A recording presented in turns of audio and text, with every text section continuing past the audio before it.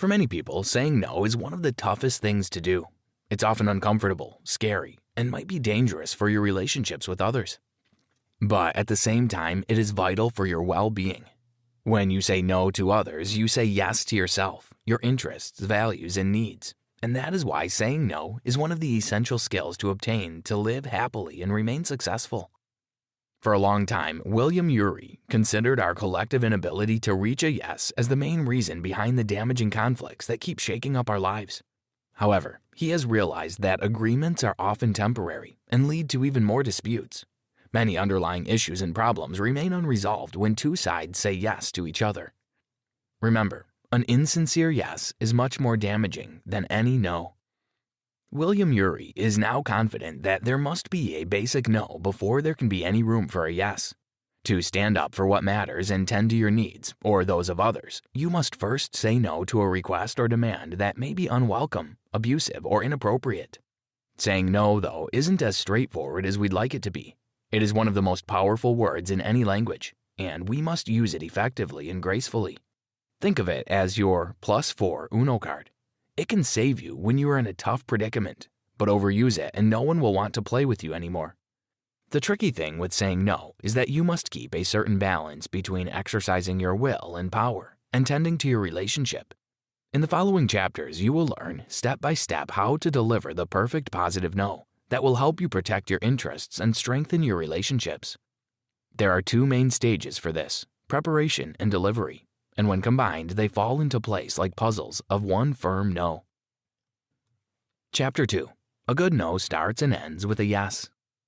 If your boss asks you to take on extra work, or your kid is begging you for a new toy, and you know in your heart that the only correct answer is no, but you just can't bring yourself to say it, there are three typical responses in situations like these, the so-called 3A trap: accommodating, attacking, and avoiding.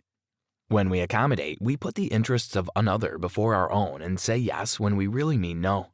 This solution is temporary because while it does achieve the goal of preserving your relationship, it can hurt it in the long run. Many of our problems come from saying yes when we really should be saying no. Attack is the opposite of accommodation. Using your no without any concern for how it might influence those around you is rarely effective because it comes from irritation and aggression. Lashing out and using your no to hurt another is the least productive way to resolve a conflict. The third way of reacting is avoidance, neither yes nor no. It's a prevalent strategy nowadays. We avoid refusing or agreeing because we are fundamentally afraid of losing relationships, career opportunities, and other benefits. But sadly, waiting till the problem disappears isn't effective at all, and problems and conflicts will continue to pile up until we either accommodate or attack. So what else can you do if saying yes can hurt your interests? Saying no will affect the interests of others, and saying nothing at all worsens the conflict. Luckily, there's a way out: a positive no. Positive no calls on you to exercise your power and tend to your relationship simultaneously. While a regular no begins with no and ends with no, a positive no is a combination of yes, no, yes. Seem confusing? Let's break it down. Your positive no begins with a yes that you are saying to yourself and what is important to you. It continues with a no that sets clear boundaries, then ends with another yes, an offer that considers your partner's interests and tends to your relationship.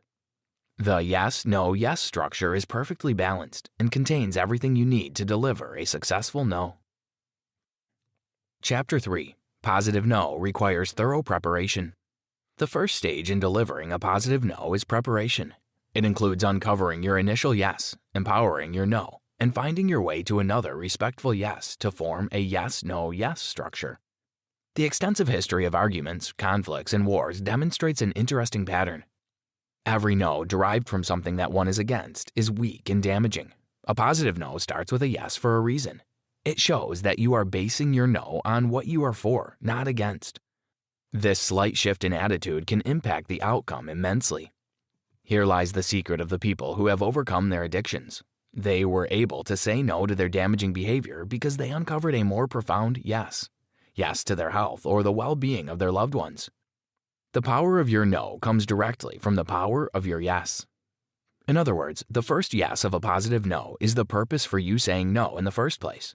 Therefore, to make your no powerful, you must look as deep as possible to uncover your core motivation.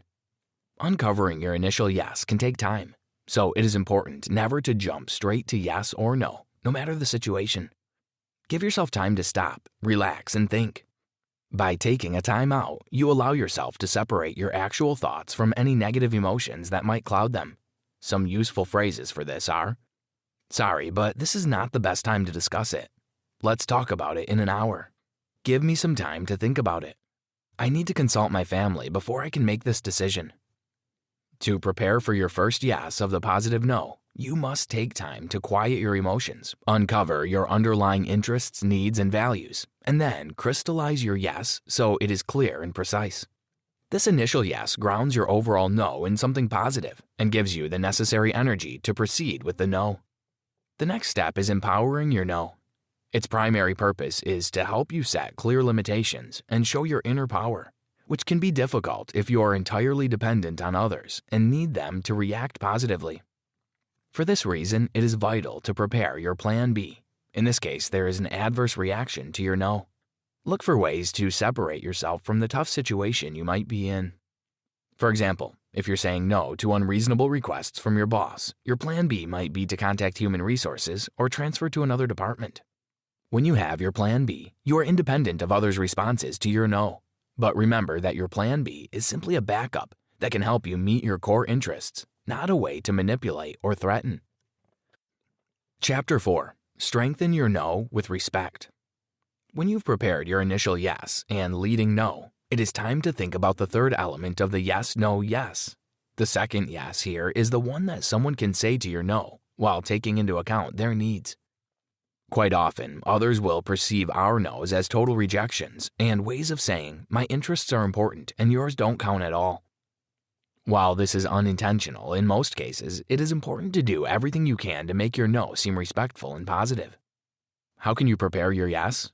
First things first, it helps to adopt a positive attitude of respect, giving necessary attention to others, listening to them, and acknowledging their needs. Here, the task is to show that your no isn't a personal rejection, but rather a yes to what matters to you. In other words, a good no is about you and not about them. Simple gestures of respect in communication, like active listening, recognition, and acknowledgement, can significantly reduce the negative backlash of your no. Respect is something that every person deserves. Still, it doesn't come easy, and only confident and strong-willed people are capable of true respect, especially concerning their opponents. Keep in mind, before we can respect someone else, we need to respect ourselves. To further develop your final yes, make sure to infuse it with positive undertones. It helps show that you understand and acknowledge the opposing point of view or the importance of their request. After declining or disagreeing, always invite them to a constructive discussion and let them know that there are ways to solve the issue that will benefit you both. Spelling out the future in such a manner will help you end your no on a positive note. At this stage, you are aware of the preparation process. You've learned how to uncover your interests, yes, solidify your refusal, no, and address the needs of the other, yes. This process requires a lot of thought and practice. If you feel like you understand the details of your future no, it is time to move on to the actual delivery of the positive no. Chapter 5. Making your no factual and neutral. The pinnacle of the process is delivering your no, and this stage requires lots of skill and tact. As you already know, you say yes first to set up your no for success. It strengthens your intention and explains the reasons for saying no. Your initial yes helps eliminate the fear and guilt that often accompany no's. This stage is the essence of a positive no, enabling you to assert without outright rejection. So how can you deliver the first yes? To do it successfully, remember a few tips. Use the statements. Stick to the facts. Avoid judgmental language or categorical statements. Stick to the I and we statements. The statements can make your language more neutral and clear out any negative emotions. For example, compare these two sentences. The product was delayed because you took too long to finalize it. The product was delayed as a result of the lengthy process of finalizing. Though they convey the same message, the first is more likely to strain your relationship. The statements make your language a matter of fact and help you stick to the neutral truth.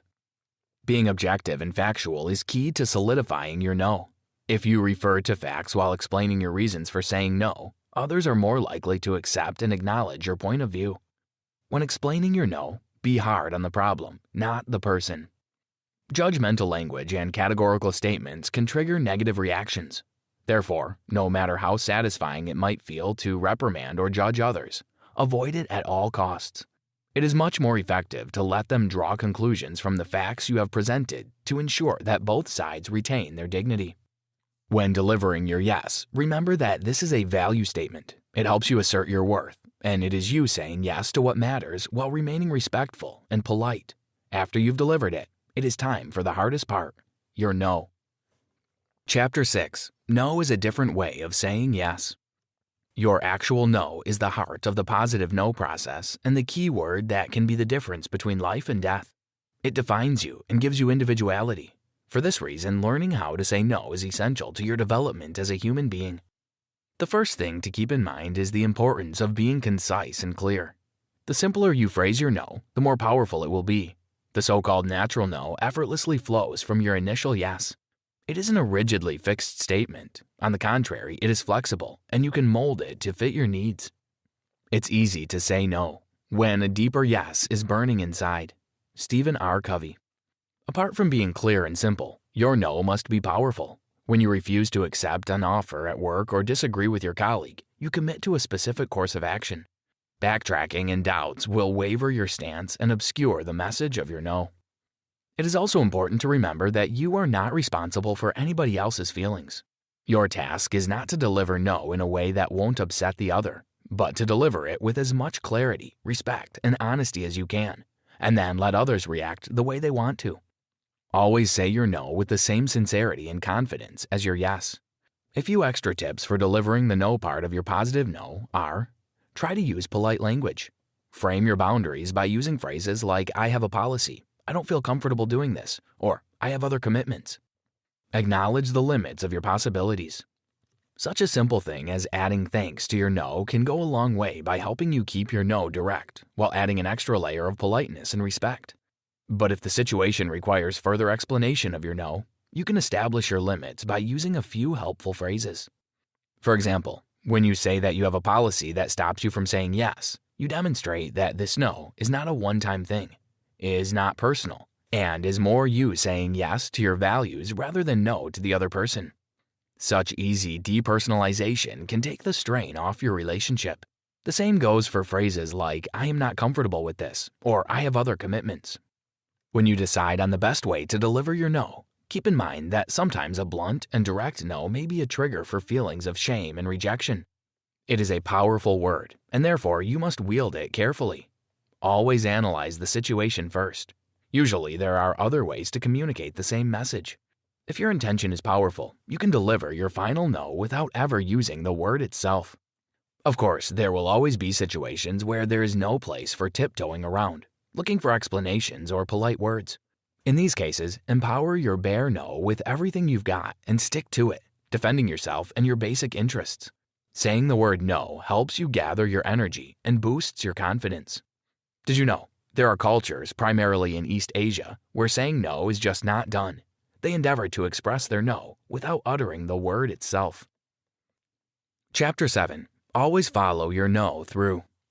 After you've delivered your no, you can almost let out a breath of relief.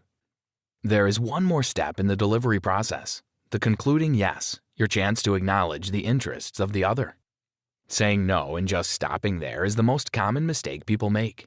By doing so, they overlook an amazing opportunity to seek a positive outcome for both sides. Remember always to leave the metaphorical door open. When your no shuts it closed, make an offer or suggestion that will help open it up again. When you follow up your no with a positive suggestion, you show respect. And because you've cared enough to address someone else's interests, they are more likely to accept your no without any negative responses. Another surprising benefit of following your no with a suggestion is that it allows others to say no to you. It may seem weird, but this is very helpful as it will even out the playing field. Others will have the chance to decide, and you won't be the one rejecting them. It's a great way to restore a balance and healthy relationship. But what can qualify as a good follow-up proposal? First of all, this must be a practical, constructive, specific, and realistic solution to a problem. You can present it as a third option when you deny a particular request. It can also be a polite call for change in behavior, or even something as simple as asking for an agreement to your no. Your proposal needs to be rooted in your initial yes and be consistent with your no. Now that you've learned the intricacies of each step in the yes, no, yes process, it is important to add that the three elements won't always come in this exact order. It depends on the situation, but don't worry about the details. If you have thought them through and keep them firmly in the back of your mind, you will be able to deliver a perfect positive no. Conclusion. It is easy to think of no as negative and unpleasant. Avoid it at all costs and be afraid of it. But the power of no is an underappreciated gift. It can empower you, help you prioritize your interests, and make meaningful connections with others. A strong-willed no can be as valuable as any yes, and sometimes even more so. Why? Because a good no is always honest and genuine. It bears no regrets or falsities. It can fill you with unique sincerity and strength to pursue what matters. As a society, we must break out of the 3A trap that constantly stops us from defending our interests and forces us to say yes when everything inside us screams no. For some reason, we have separated our yeses and our nos, when in reality, they aren't mutually exclusive. Every good yes accompanies an underlying no, and every good no escorts an underlying yes. We need to learn how to combine these two opposites to sustain healthy relationships and care for ourselves. The positive no is a practical strategy that will help you master the art of combining yes and no and using them to your advantage. Changing old patterns takes lots of practice, but every day we are offered many opportunities to practice saying no. And with practice and reflection, all of us can improve significantly at the art of saying no. By rehabilitating no and marrying it with yes, we can make a better life for ourselves and for those around us. In the process, we can build a better world for our children and grandchildren based on integrity, dignity, and mutual respect. William Ury. Try this. Think of a situation when you struggled to say no or declined an offer. Analyze it and try to build your positive no step by step. What would be your initial yes, your no, and your final yes in that situation? This is an excellent way to practice delivering a positive no.